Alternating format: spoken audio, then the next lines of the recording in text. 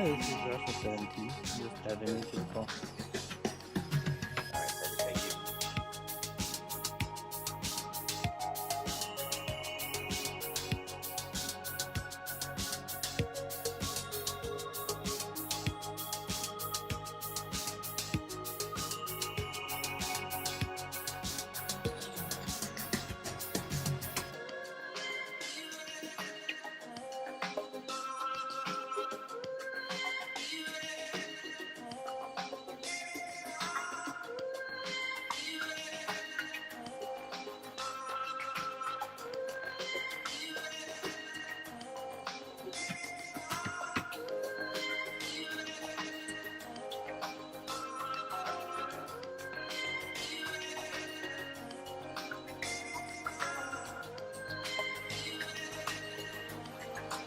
Good day. The receptionist is now Hi, adjourned. this is Joshua 70. Just adding me to the call.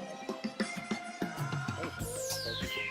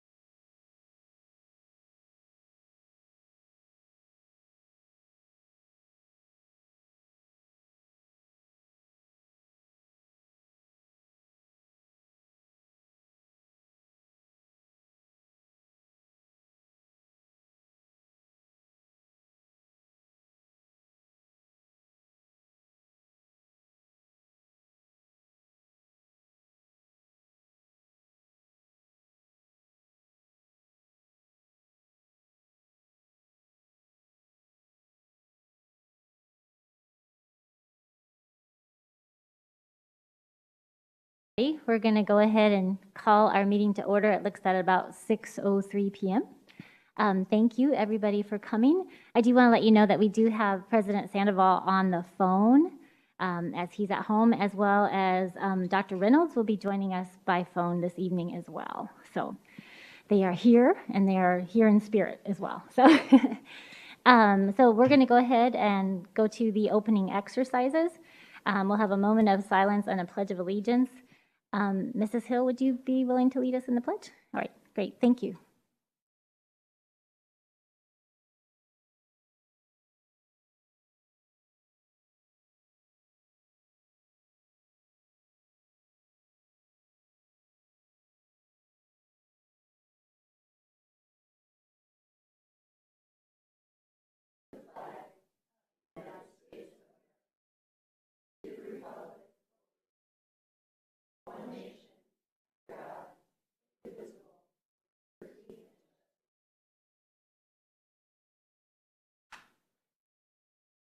All right, thank you very much. At this time, we'll move on to addressing the agenda. Do any of the board members have any changes to the agenda or the consent agenda? Mrs. Hill? No. Dr. Sorensen? Ms. Kingo? Okay, great. All right, then I do need a motion to go ahead and approve the agenda and the consent agenda. I move to approve the agenda and the consent agenda. I'll second. We have a motion and a second to approve the agenda.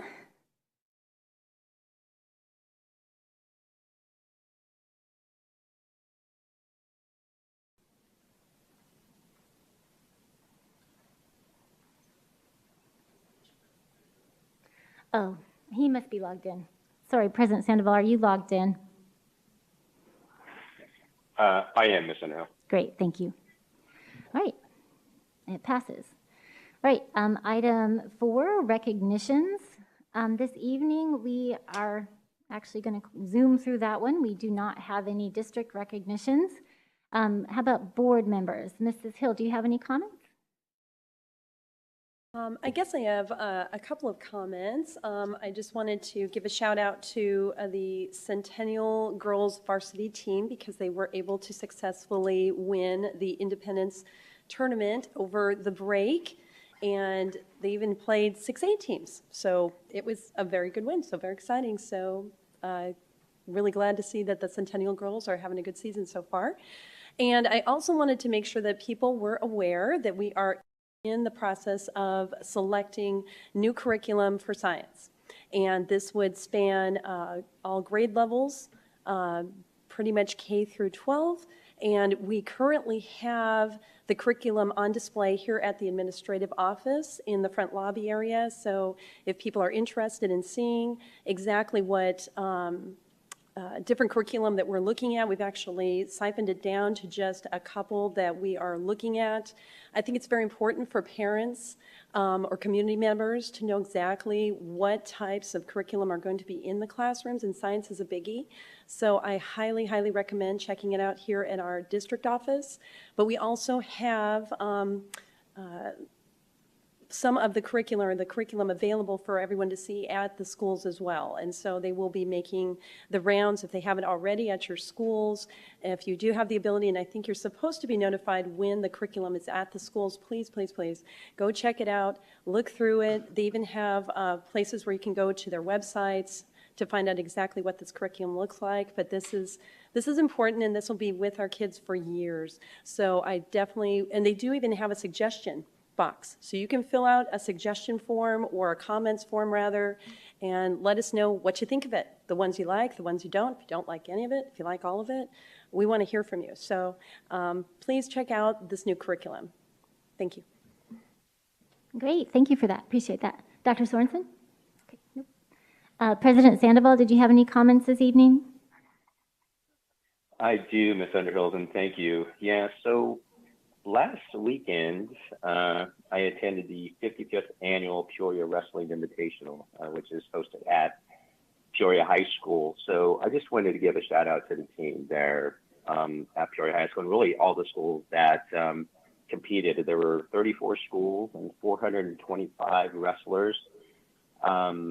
So, I mean, Mr. Kobos, wrestling coach there at Peoria High, to, Mr. Chagoya, who's a vice principal there at Marshall Ranch, and our PSBN representative there at Peoria, Mr. Tregadoff, and Principal Tartagulo. I mean, they all did a fantastic job of just, being great hosts and just furthering the tradition, of this invitational. Wrestling is such a, has a generational, impact at Peoria High School, and definitely one of the, more popular sports, if you will, there at Peoria. So just great job to everybody at Peoria High. And last, I just want to, and we do this, many times, but I think it's important, for these individuals to understand how much we think of them and how important they are to this district. But I just wanted to reiterate a big thank you to all of our associates, and our students and families, for continue to work together, as we go through these adverse times, and just really appreciate how everybody really supports each other and is on each other's side, as we get through this. So thank you for that. Great, thank you. Representative Pingarelli? Okay, and I don't have any comments either. We're also going to, Dr. Reynolds is not, he's going to hold his comments until next time, just because, like I said, he is attending remotely, so it's a little bit tricky. All right, so we're going to move on to item 5, discussion and consideration of governing board officers for 2022. Every year at about this time, this is something that we do. We elect governing board president and governing board clerk for the current calendar year. So it'll be for 2022. And anybody is interested to serve if they would like to. So we'll go ahead and move to 5.1, election of governing board president. And the nomination is open. You would just move to nominate somebody if you're interested in doing so.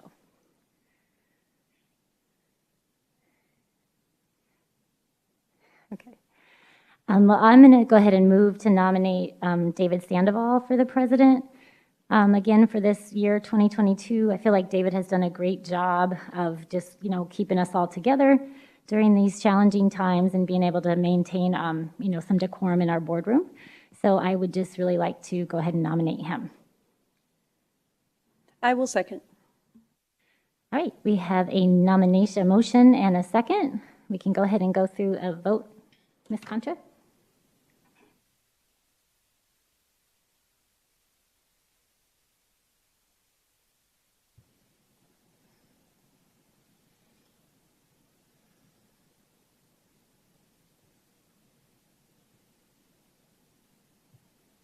All right, and the motion passes. Well, congratulations, President Sandoval. Would you like to say anything? Yeah, no. First off, thank you. I've always said it's an honor to sit on this board serving the community of the Peoria Unified School District. And, and it's certainly, I'm grateful that this board continues to have the confidence and faith in me to sit in this seat. So I just look forward to continue to working with everybody in this role in 2022. So thank you. Great, thank you, and thank you for your willingness to continue to serve as well. All right, so 5.2, election of governing board clerk. Once again, the nomination is open. If you would like to make a motion, you can move to nominate an individual.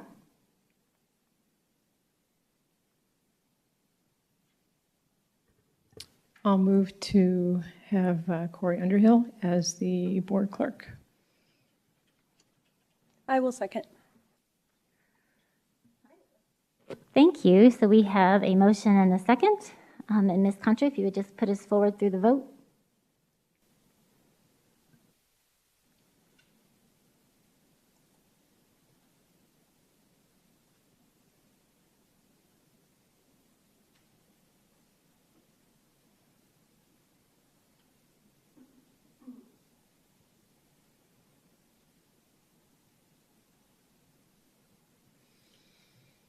All right, and the motion passes 5-0. So thank you, and thank you all again for the opportunity to continue to serve, and we will continue to do our very best to serve and represent the district. All righty, So moving right along to item 6. We have the discussion and consideration of the governing board schedule of meetings. And the board has been able to look at this ahead of time. Do we have any questions or concerns about the schedule? Nobody? All right, we're good. All right, then I just need a motion to go ahead and pass the schedule for this year. I move that we pass for the schedule to be passed for 2022. I'll second. I'll second that. Sorry, Representative Dingerla. All right, we have a motion and a second. We'll go ahead and vote.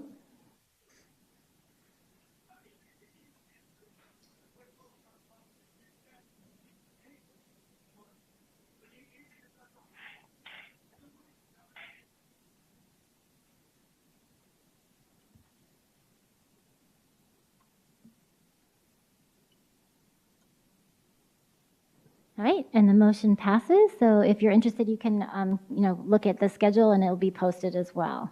All right, moving on to number 7, public comment. I do have several public comment slips. Prior to beginning, I'm just going to read our language around the rules of public comment. The board president shall keep control of the meeting and require the speakers and the audience to refrain from abusive or profane remarks, disruptive outbursts, applause, protests, or other conduct which disrupts or interferes with the orderly conduct of the business of the meeting. Personal attacks on board members, staff, or members of the public are not allowed. It is inappropriate to utilize a public hearing, the public comment segment, or any other agenda item for the purpose of making political speeches. Engaging in such conduct and failing to cease conduct upon request of the presiding officer will be grounds for ending a speaker's time at the podium or for the removal of the disruptive person from the meeting room at the direction of the board president.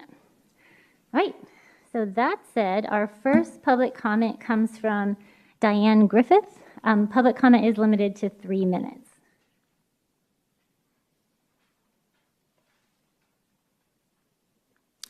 Thank you for your time and allowing me to speak. I received a very interesting email yesterday from one of my grandchildren who attend one of your schools here. It was on a form letter from their school with their picture on it. This is what the letter said, and it really bothered me and concerned me. Dear Grandma, I hope you are well and finding ways to have a great day. I'm so excited. We just had an amazing assembly for my school that talked about gratitude, teamwork, and how I have the ability to help others. I'm asking my friends and family to support my school. We are raising funds for campus improvements, to update our multi-purpose room and student and teacher resources. I am hoping you might be able to help me. Your love and support mean more than you can imagine. If you are in a position to help, any donation, no matter how big or small, will make a world of difference. Please click the button below. Well, I know my grandchild didn't really write this letter. It was done by somebody else. So I'm going to put the words that I took the letter as saying. So this is from me, not from her. Dear Grandma, help. I'm being held hostage. Our school has squandered all their funds, and now they are forcing me to solicit money, or else they will fail me. I need $50, or you'll never see me again. Send it to my school in unmarked bills. I really wanted to spend time with you on Saturday, but we'll probably have to do a car wash and bake sale to get a whole lot more money. This sounds pretty crude of me saying this, but this is how I felt. We have tough times going on right now. Our children are carrying such heavy burdens on their shoulders right now. This is another one that's going to be weighted on them, trying to collect money from family members, friends, and neighbors. We just celebrated Christmas. There's a lot of families that didn't get to celebrate Christmas. They didn't have the money. Food is expensive. Gas is expensive. Our kids don't need it anymore. Let them be. Don't put this responsibility on them. We pay taxes. I paid $3,000 last year in taxes. That's my donation. Every year, they get a list of supplies that they should bring to school on the first day. Don't you guys get money? How are you spending it? Don't make our kids have to make up for the incompetence of your spending. Thank you. Somebody will get back with you as well.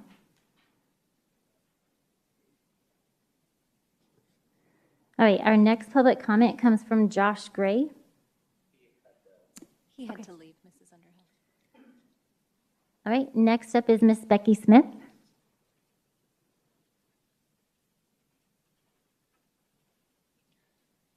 Hello, I just wanted to thank Peoria for doing everything they can to keep masks optional and kids in school where we all know they learn best. I just wanted to, this is obviously my opinion, but it's become painfully obvious that this vaccine is not stopping anyone from getting or spreading COVID. So I don't understand the rules that give special treatment to vaccinated people. It makes no sense to me. An example would be our current healthcare mess. They're firing people who are unvaccinated and then allowing vaccinated COVID positive employees to work due to having staffing issues. Solutions such as this literally make my head hurt and my blood boil. Where has critical thinking gone? Another example would be vaccinated people being exempt from quarantining. Again, this makes no sense if vaccinated people clearly still spread COVID and can get COVID. Now onto the current variant. I watched a video by Dr. Malone, who's one of the creators of the mRNA technology. He states that this variant is much more, it's spread much more fast than the other variants. So that's why we're seeing an uptick in numbers. So now it used to be like 2 to 3 people you'd come in contact with would get it. Now we're up to like 7 to 8 people, and that's why so many people are getting positive.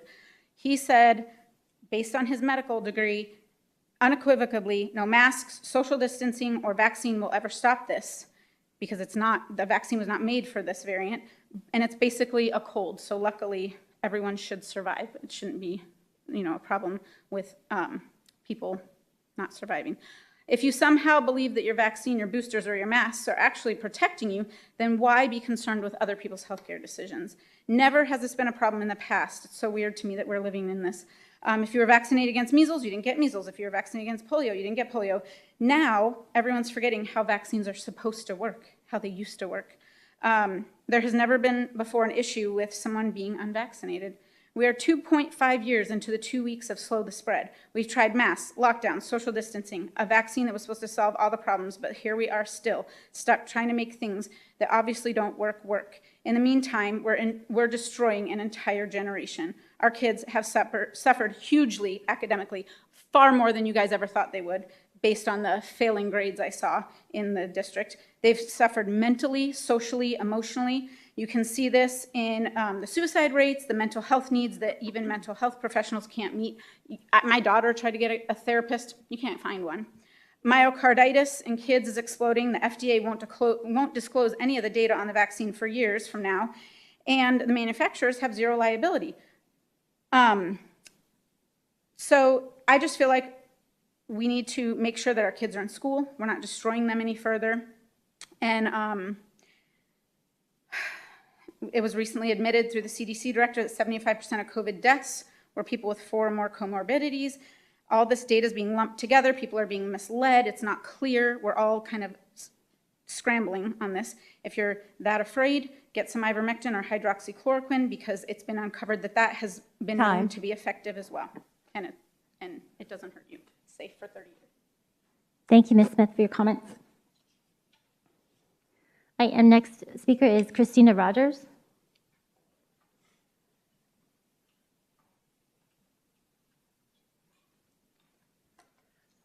Hello. I know we haven't been here in a while, but first of all, I just want to thank you guys very much for keeping the schools open. My child is no longer in Peoria for a number of reasons, but I just want to thank you guys for keeping it open, because I don't want any parent to go through what I'm going through with my son right now. And I know lately I've been seeing a lot of, and that's what prompted me to come, I've seen a lot on Facebook, teachers unions saying that they're going to strike, teachers unions that are saying we need to mask our kids again, we need to quarantine them, and that our board members are required to take care of their health. But I want to let you guys know that it is not your responsibility of their health. Your responsibility is to teach our children, keep them in school, keep them safe while they're there. But doctors and parents are in charge of their health decisions. And on Wednesday, I did go by a few schools to see what parents had been choosing. And I drove by 2 schools and I saw 1 child masked, 1. Right there, that tells you that the parents have already made their decision and their choices.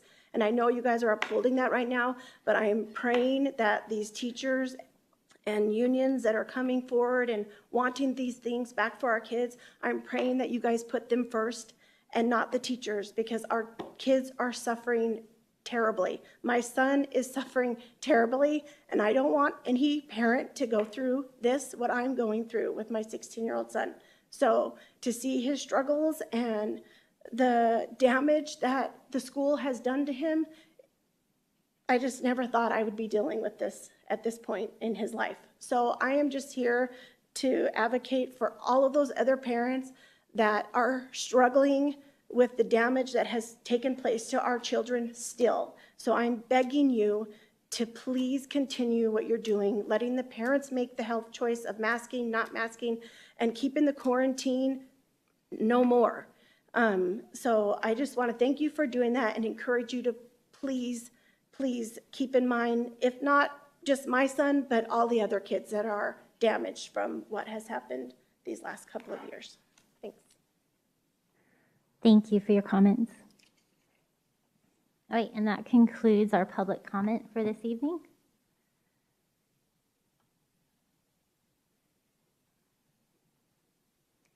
All right, so we're going to go ahead and move on to action items 10.1.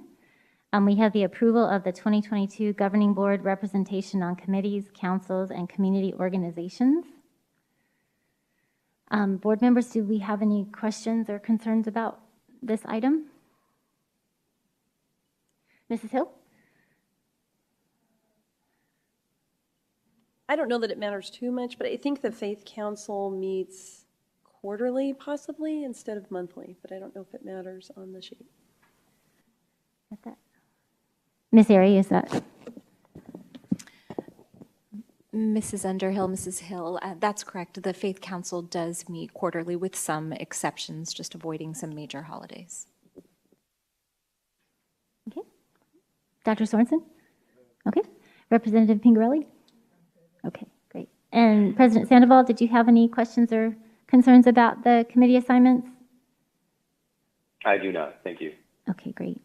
All right, with that, then I just need a motion to approve the 2022 Governing Board representation on committees, councils, and organizations. I move that we approve the Governing Board representation on committees, councils, and community organizations. I will second. All right, we have a motion and a second. We'll go ahead and vote on that item.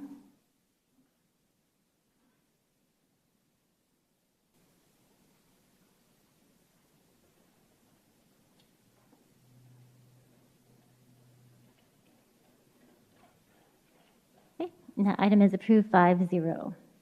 Thank you. All right, moving on to 10.2, consideration of employment contract for Dr. Jason Reynolds. We have been through probably at least 6 weeks or so of kind of back and forth and discussion around this. So we're going to go ahead and let Mrs. Veasley come up and give us some more information. Well, good evening. President Sandoval, members of the Governing Board, Dr. Reynolds.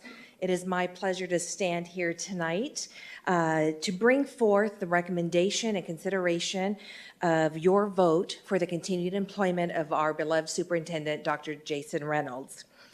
It has been just a humbling experience for me and one of the greatest honors that I've had in my tenure here at the district office to be able to work through this unique process with each and every one of you.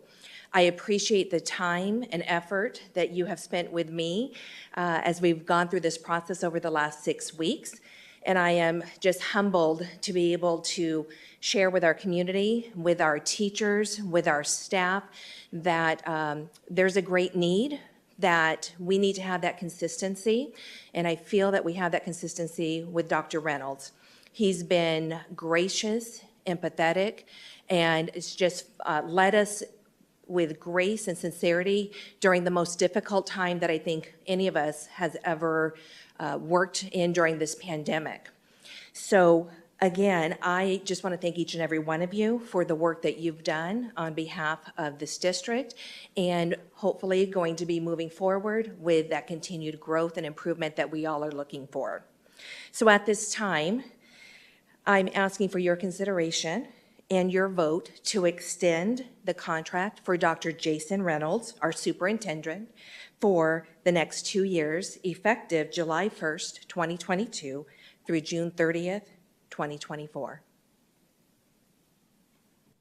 Well, thank you very much. Board, do we have any additional questions or discussion on this item that you? I'm good. President Sandoval, did you have anything?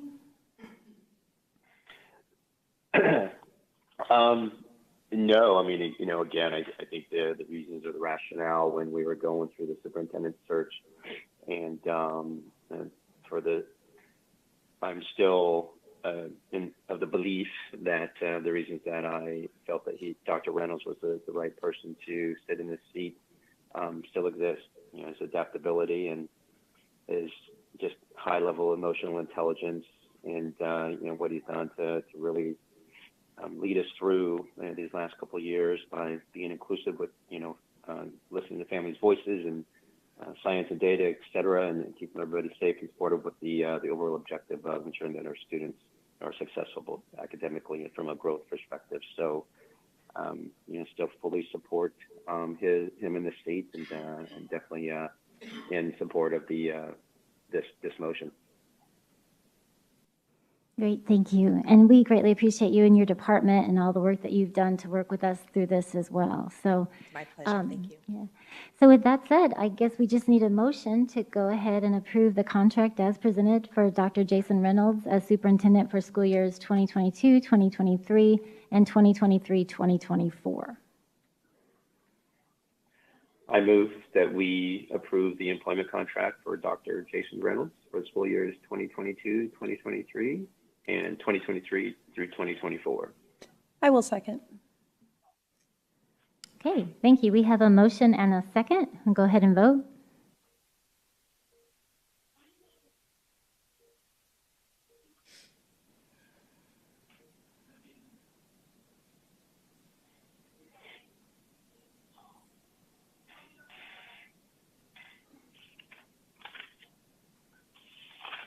Right, and the motion passes 5-0.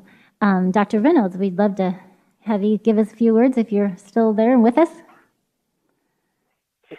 I am. Thank you very much. I'm really sad that I am not with you this evening, but I just want to simply say thank you to the governing board for all that you have done and we have been through over the last few years. You are truly wonderful partners in leading our district, and I'm both blessed and humbled to work with the most passionate and dedicated teachers and principals, staff, all the administrators and our parents and our community members that I have ever known.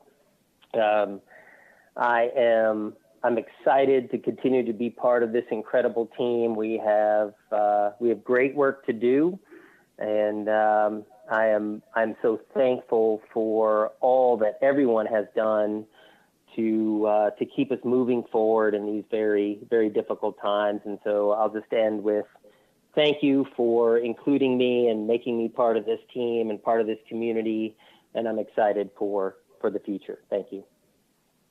Well, thank you. And again, we do appreciate all that you've done for the district for the past couple of years, your consistency, your courage, your strength, and we look forward to the future as well. So thank you, and thank you to your family. Right. Moving right along, We have discussion items. 11.1, the annual Valley Schools financial report.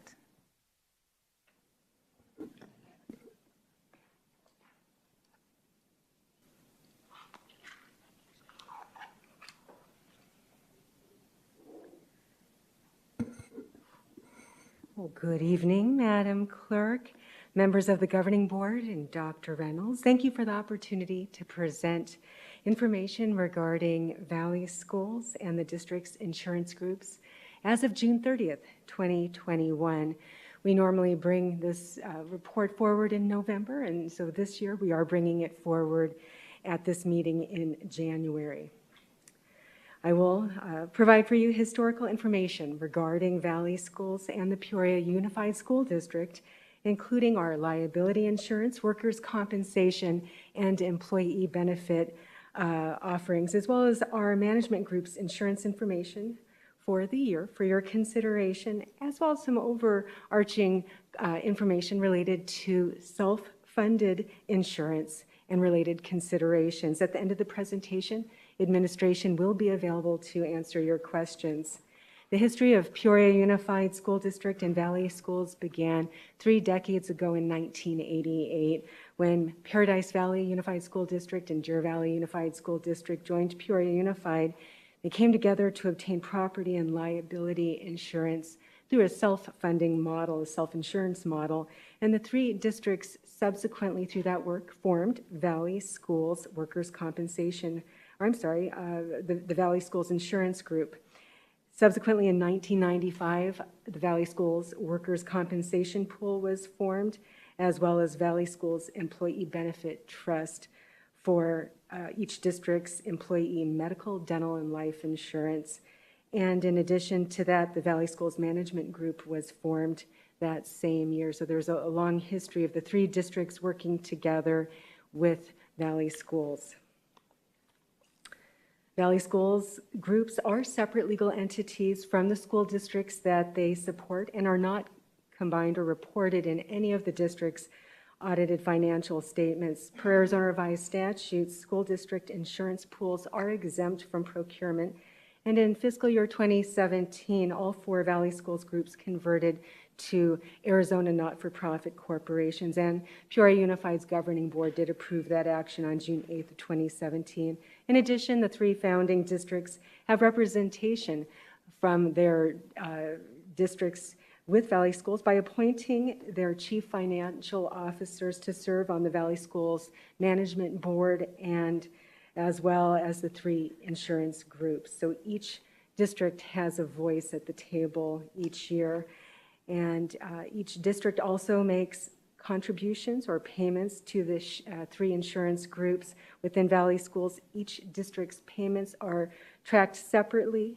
Expenditures and fund balances are attributable to each district and separate from an accounting perspective.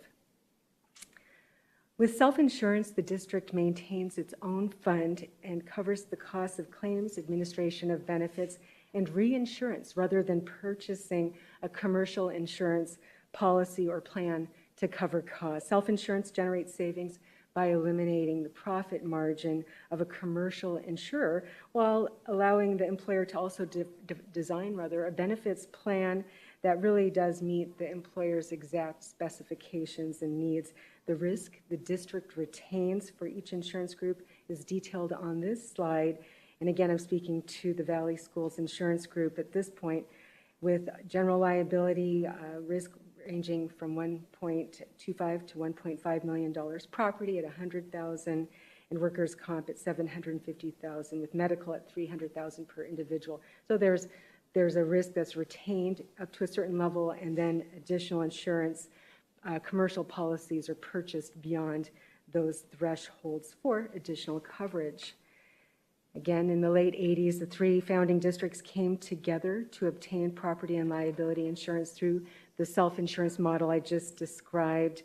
The insurance group provides property coverage for losses to vehicles, buildings, equipment, and liability coverage for general lawsuits, auto, and emission insurance. In addition, there are services that are provided by Valley Schools insurance group that includes safety training for employees at the 3 districts, loss prevention, claims management, incident investigations and accident investigations, project management, and agency interface, to name a few.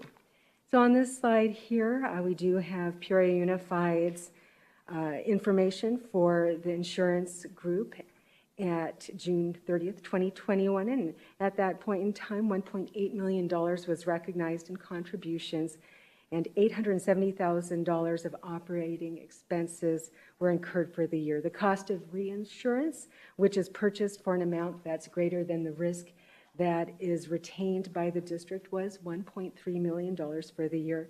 Investment income totaled $140,000, with $77,000 of unrealized gain or loss on investments to date being noted on the report. The net position at the beginning of the fiscal year was $6,952,317, and the ending net position at June 30th was $6,642,672. At the end of fiscal year 2021, as we were approaching June 30th, looking at our claims levels for the year, we did make a decision to make an additional $200,000 contribution to the insurance group, which was received by Valley Schools and recognized in July of 2021 with our statement. The workers' compensation group also includes the 3 founding districts that I mentioned before, Paradise Valley and Deer Valley. But in addition, in 2019, the group did vote to allow Glendale Elementary School District to join the workers' compensation group to provide insurance for employee injuries related to employment. The same services are available as is the case with the insurance group, with most services being managed in-house, with a small portion being contracted with a third party. Net revenues at June 30th, 2021 were $1,675,000. That was the district's contribution to the group. And operating expenses totaled just under $1.4 million. Interest income was $173,000, and the unrealized gain or loss related to a change in market value was $108,000. Beginning and ending net position were $6.8 million and $7.1 million, respectively. The financial summary does not reflect a certain number of open claims that are incurred by the district and are accounted for in our reserves for payment. And in part, that's because workers' compensation claims can result in a lifetime of payments to an injured employee. The district does review claims and trends that impact net position each year. And there's also a focus on prevention and training and safety initiatives to change behaviors and minimize the risk of an employee being injured while performing their job. With the Valley Schools Employee Benefit Group, each member district or employer determines their own medical plan, designs the plan, as well as determines co-pays for employees, as well as maximums and caps. Valley Schools provides an underwriter to each of the member districts to assist with a step-by-step evaluation of premium costs and plan design. Peoria Unified's budget team and governing board does approve the annual benefit and rate changes each year. And at our governing board meeting next month, we're projecting the first meeting in February. The district will provide summary information on the annual employee benefit renewal, plan costs, recommendations, benefit offerings, and information regarding our employee wellness program, and we'll be bringing recommendations forward for the governing board for approval related to fiscal year 2023. Valley Schools Employee Benefit Group currently serves 27 school districts and 3 municipalities. Employee benefits provided, again, are the full array of medical, dental, life, vision, short-term disability, accident, critical illness, and medical bridge. Services are also provided, including United Healthcare's network. So United Healthcare and their network is fundamental to our plan, and structure and claims administration, compliance training, and WellStyles program are all part of the plan and group activities. Each member ultimately determines their organization's plan design, and all member districts only pay for their actual costs, which are accounted for separately again by district and entity. Each district does have flexibility, altering funding and contributions, again being a self-funded model, and the use of net position, which can increase over time when you have good years per se and claims experience costs are low. And of course, in the insurance industry, it is a year-to-year analysis because some years have higher medical claims than others. So on this slide, we do have our statement of revenues and expenses and change in net position for Peoria Unified with Valley Schools. And in fiscal year 2021, Peoria Unified made $28.6 million in contributions for both employer paid and employee voluntary deductions for benefits. Total operating expenses totaled $30.8 million, with $24.1 million of the expenses being related to claims that were actually paid. Interest income was just over $542,000, and unrealized gain or loss from change in market value was $177,000. Beginning net position was $16,700,208, with an ending net position of $14,843,478. And I've shared before that self-insured entities should maintain an ending net position between 25% and 50%, and that actually was reported a couple of years ago in the Government Finance Officers Association quarterly report talking about self-insurance models and government entities and employers. And the reason for that is you never want to take your net position down to a level that you couldn't cover your claims. And so the recommended amount is 25% to 50% of the annual claim liability and insurance expense. So starting in fiscal year 2021, you'll notice toward the bottom of the report, Valley Schools did add a minimum estimated operating reserve amount to their analysis to assist districts in identifying what portion of the net position really needs to be held back and to remain available for operating reserves. And so with Peoria Unified, that amounts $5.2 million. Each year, Peoria Unified does also compare ourselves to our sister districts, Deer Valley and PV, as well as all of the combined Valley Schools medical employee benefit group members, and we have that detail on this slide. Peoria Unified's per member per month cost is based on claims experience each year, so that can change year over year. And the number of lives that are covered in the plan, both employees and dependents. Peoria Unified did have a premium increase, did not rather have a premium increase for quite a few years because we had really excellent claims experience. But in the last couple of years, we've had some movement. And at the renewal for fiscal year 2021, medical premiums did increase 2.5%, which is still very low compared to a number of other insurance groups. And as you can see, we're below the average for that per member per month cost, according to this chart. And again, when there has been an increase, our budget team has recommended and the board has approved that that has not been passed on to our employees. We've covered that cost at a district level. Self-insuring allows school districts to gain access to detailed information on how our benefits are used. And this data then does allow the employer to look for opportunities to better manage the plan. 3 ongoing areas of focus include benefits as a component of compensation to attract and retain employees, reserve and fund balance management, and then of course, plan cost containment. Cost containment can be enhanced through wellness programs and stakeholder input into the governance of the plan, as well as identifying trends that can impact costs.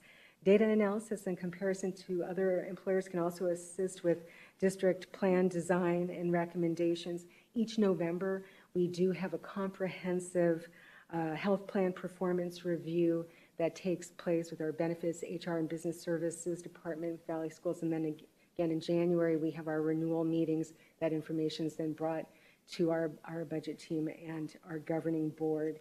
And in February when we present, we'll be providing in-depth detail on our current benefit offerings, and I'm confident Mrs. Davis will also talk about our wellness program and how that can actually help an employer bring costs down by having our employees better understand how behaviors can affect healthcare costs. And Valley Schools Management Group is an Arizona not-for-profit corporation. So we have the three groups that I just detailed: insurance, workers' comp, and employee benefits.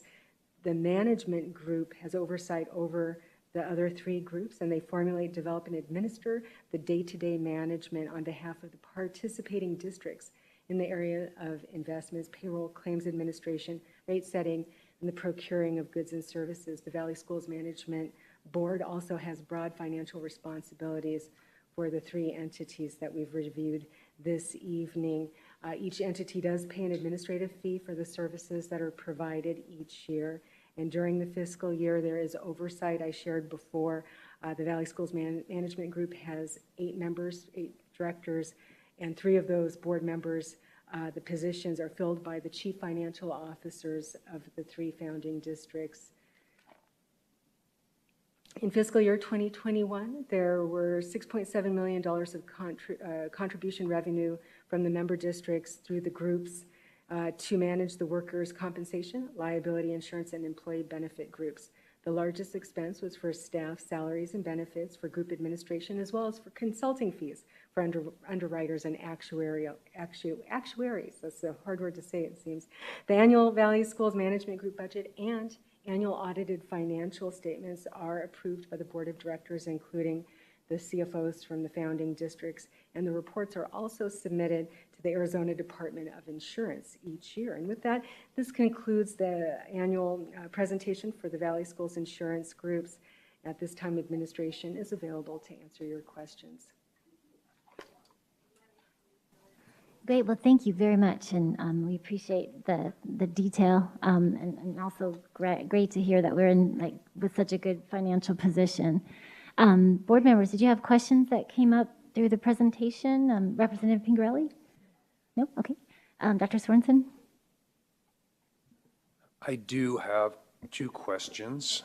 On slide 17, when it talks about self-insurance considerations and it says include stakeholders in the governance of the plan, can you explain, what does that look like? What does that mean? Trying to get to that slide. I don't have a slide number. I'm going to ask for help going to slide 17, please. Yes, stakeholders, 2 levels. It's the employer, it's the district, and then it's also the employees that are participants. So we do have feedback through our budget team to administration, and then each district also has the ability to provide input on plan design. So through the budget team process in deciding sort of fiscal decisions in coverage or non-coverage or what to offer? Well, we do provide options for plan modification and input to the budget team if we want to change a copay as an example, or if we want to add something to our offering that might be a voluntary deduction. But the district also makes recommendations each year. A good example is a couple of years ago, identity theft insurance was offered as an option. So those are examples. Additional injury insurance that someone could take out, or offerings for dependents as an example. Those are plan design additions, or you don't necessarily have to offer them. They're available. Okay, thank you for those examples. And I also will look to our Human Resources Department if they want to add to any of those comments on plan design. Again, next month we're going to really provide an in-depth presentation on our benefit offerings. Thank you for that. And I want a comment and then one more question. And it may not be for you, it may be to HR. I'm just so grateful that we are covering that cost and the expense and the increase in coverages, right? Because when you talk health insurance, the only one who wins is the health insurance company. So I'm very grateful that we're able to do that. Also in slide 17, it talks about develop a cost-effective wellness plan. And I think too much of this country is, more sick care, and we're just managing illness.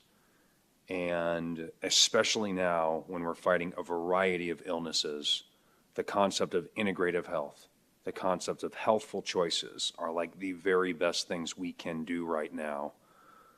So I don't know if it's you, I don't know if it's Dr. Davidson or Ms. Vesley who could kind of talk to me, or what are we doing to be more proactive on the integrative health side of things for our employees?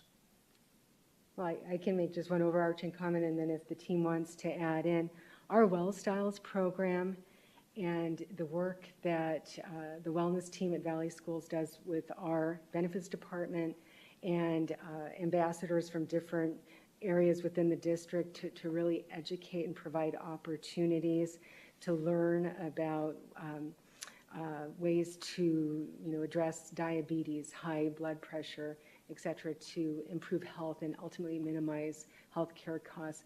Our team has really done a fantastic job, and I'm sure Laura can highlight some of those opportunities that we share. Yes, thank you. We had a very successful health fair in October, and we're going to try and do another one in the spring. And we are listening to our employees, and some of the needs are social emotional health, counseling.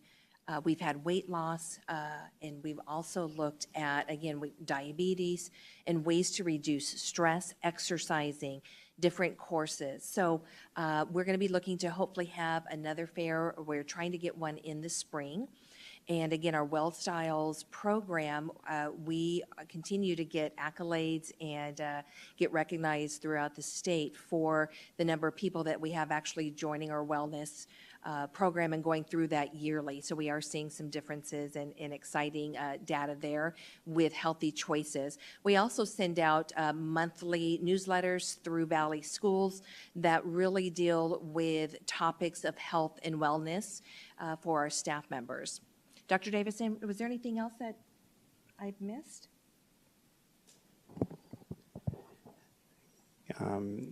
Dr. Sorensen, I think the only other thing I would add, and it's somewhat competitive in nature, the Well Styles program, but almost individually against yourself. You may or may not recall, but our employees strive to earn a certain number of wellness points through a variety of things, from answering wellness questions to attending the health fair, even as an example. And so, there is some monetary incentive for those individuals who earn those points to be used to support their, in this case, a wellness initiative, but also to help them if they need to have expenses for their medical needs. So I do believe that incentive is very, very powerful, and we've seen that play out in those awards that Ms. Myers and Ms. Vesley talked about.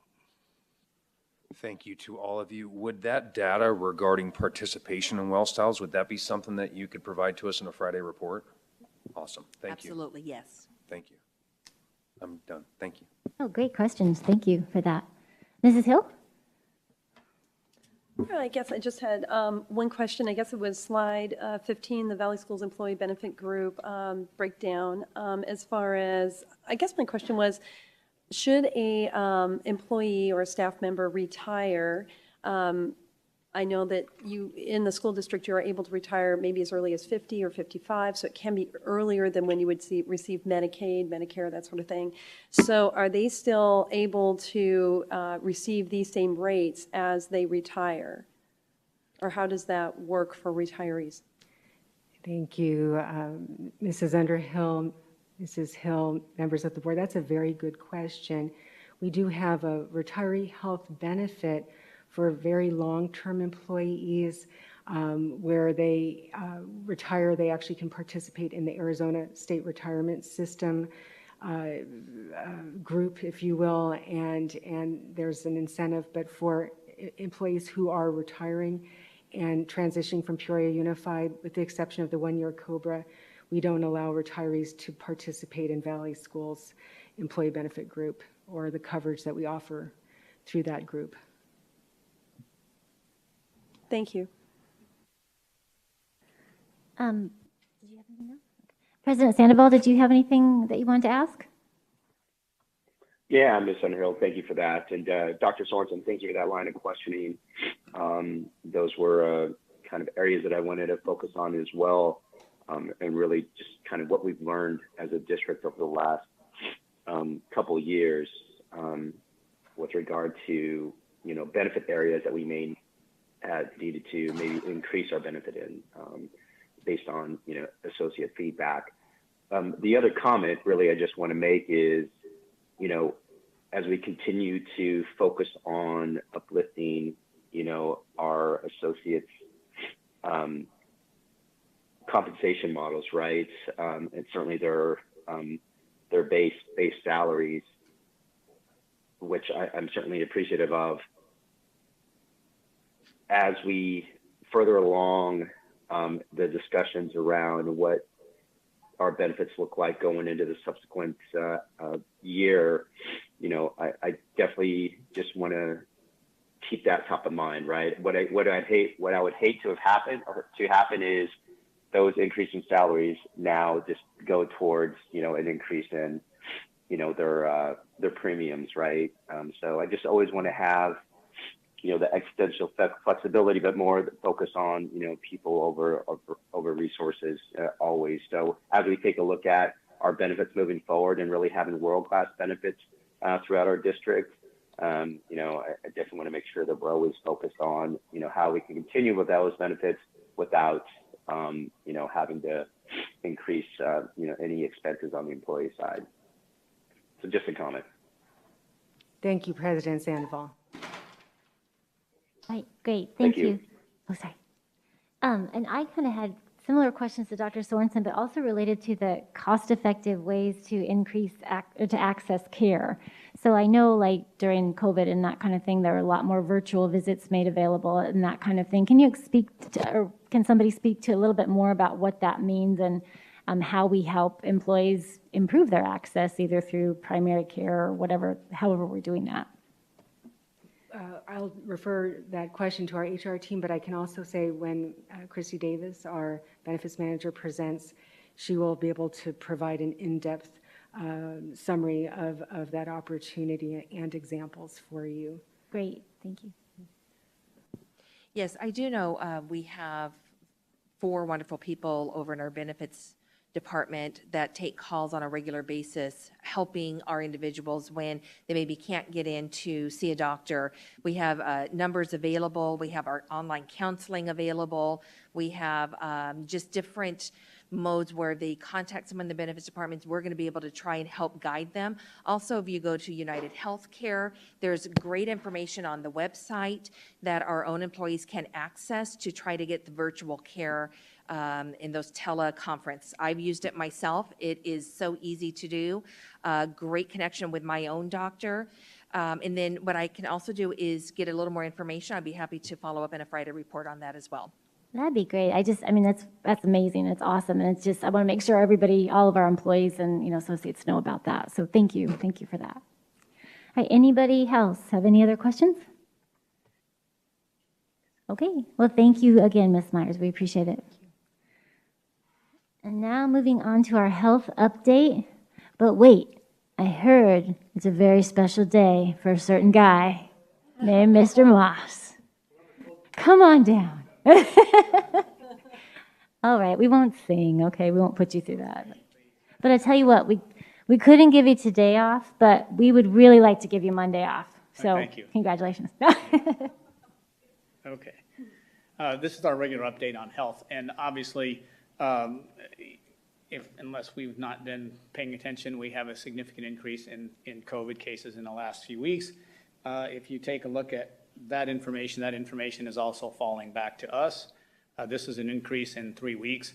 You can see that the December 30th numbers were 311 cases per 100,000 people. Last week, the county did not even report the numbers because they couldn't process the number of cases fast enough to give us a number at any one time. And now they've come up today with 1,181 came out today, 0.6 per 100,000. You can see there the percent positive, and if you've driven by any of the testing sites, you know that there's lines around the corner and around the places as it goes through. I have shown you this in the past, but I want to kind of remind you of this. This is what I look at on a daily basis. This is the daily number of cases in the county, just in Maricopa County. And you can see that we have had a significant increase there in the last 3 weeks, right? I looked at the numbers, for example, on Christmas Day, that number was reported as 2,264 cases. The highest number there is 12,828 cases just in Maricopa County alone. We continue to go through there. My understanding, and I guess that they're about 5 or 6 days behind on this information that we're presenting today is really information back from last Saturday. But I understand that yesterday was a record in the state of Arizona. 18,600 and some cases were reported just in one day. Those numbers are a little alarming. At the same time, most health professionals will tell you that those numbers they believe are understated because people will take home tests and not report to the county. They take home tests, they test positive, they stay home, they don't report it to the county, and so those numbers are actually understated from what the actual numbers are. Those numbers are a little scary, but they correlate to what we see and happening in the schools. You can see those are the previous times that we've reported up until the previous board meeting. That was a 12/6 to 12/8 is just a 3-day time period before the Thursday, but the full week before, that's the last week of November, we had 106 cases, or 129 over staff and students. You see that we now have had 976 since we've come back since January 3rd. Those translate into close contacts, and those close contacts, as we know, we've had changes in our quarantine policy, so we just identify those as close contacts. And those close contacts, you can see, have also exponentially grown from 1,600 to 5,100 by 5,160 over the last 10 days. We have identified 2 outbreaks. We did do an instructional review last week, and I believe that they had another one this afternoon that was not reported. That was actually 2, where we actually go through the process of should we change, how do we keep going, how do we move forward, what are we going to do for class coverage, those types of conversations that happen on a regular basis. And so that's the information we normally provide, and certainly we can answer any questions that you have. All right, thank you very much. Mrs. Hill, do you have any questions? Yeah, I guess I do realize that the numbers are spiking. It is flu season, so I guess that's to be expected to that degree. I do know that there is a high survival rate, so I'm just really happy that people are getting some immunity from this. But I also think that it's a very good thing that the schools are still open and that we're still keeping masks optional, and the quarantining, we're kind of reeling that back a little bit and allowing kids that have had close contact that are asymptomatic to go to school. So hopefully the numbers should shift back down as we start hopefully getting into spring and flu season gets to be done. It won't be as bad. So we're just going to have to get through the rough of it, really. Thank you so much for the information. Exactly. Dr. Sorensen? Nope. Okay. President Sandoval, did you have any questions or comments? Yeah, no, thank you, Ms. Underhill. Mr. Moss, happy birthday, sir. When we look at the instructional change review, I'm assuming the answer is yes to my question, but there are many variables, right? And, and I think even from a staffing perspective, with the ultimate consideration, right, being the health and wellness and the success, right, of our students. Can you talk a little bit about the result of you said we had one review, was it this week? Is that correct? Yes. And then one today. Yeah. Okay. Can you talk a little bit about the review that we had this week as far as where we're at with that, and and are we needing to make any instructional changes to whatever site that was that you reviewed? President Sandoval, members of the board, thanks for that question. We did have to run through that process and snuck an extra one in before we could get to you, Mr. Moss. So total of 3 for us this week, 1 high school, 2 elementary schools. If you'll recall from when we introduced this process to the board, quite some time ago now. We have kind of some key indicators that we are looking for.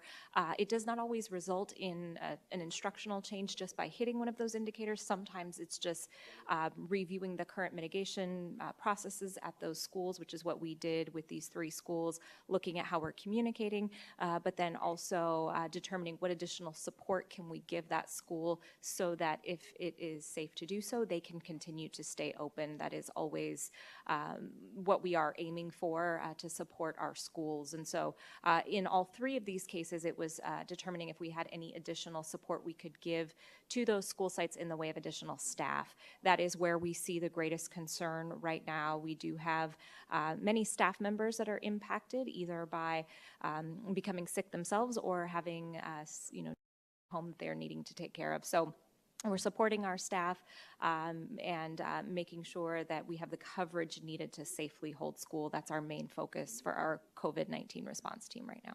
I don't know, Dr. Davidson, if you have anything to add. President Sandoval and members of the board, the one thing I'd just like to add is that our administrators, our staff members, our teachers are all in this together. It is quite an endeavor, and our whole team is tracking our teacher absences daily. I've said it more than once, our sub-fill rate right now is truly the worst it's been in 6 years, and I think our teams are pulling together as best possible to do as Ms. Hill said, and that's to keep our schools open. As I think Ms. Airy just said, our teams so far have not wanted to change instructional practices or how we're doing that, but certainly it is all hands on deck.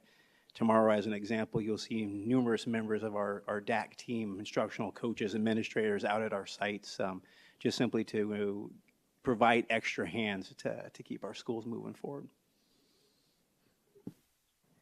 Well, thank you for Gotcha. that. No, That was, thank sorry. you. Go ahead, President Sandoval. No, that's okay. I was just going to say thank you 3 for that response. And without question, our priority is keeping kids in school for sure. Absolutely. And I think, what I'd like to see moving forward, and I can request this at the end of the meeting, is a couple more slides in this health data update, just more about what we're continuing to do to maintain our current mitigation efforts, right? Like air purifiers, right? Certainly they have filters, and how we're maintaining those on a regular basis to ensure that they're still effective. Ms. Airy, you spoke about the number of teachers that are out, so we're having issues with staffing. Dr. Davidson, you mentioned that as well, and even what we're doing to ensure that our teachers and staff are being supported and given that time throughout the day to get some of their administrative work done, and so when they go home they can actually decompress or get some headspace. So anyway, I'll request these items to be included in this report out at the end of this meeting. But I appreciate your time. Great, thank you for that.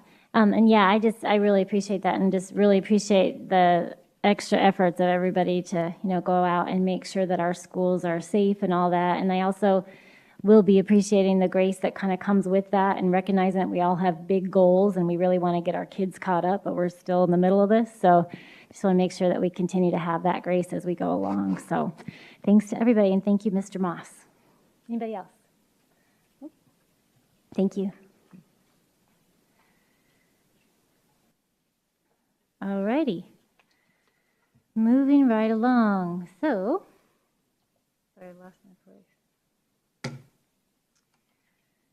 We just have any other, sorry, I'm lost in my agenda. Here we go. Upcoming meetings and events. That information is available. Ms. Airy, did you have anything you wanted to highlight tonight?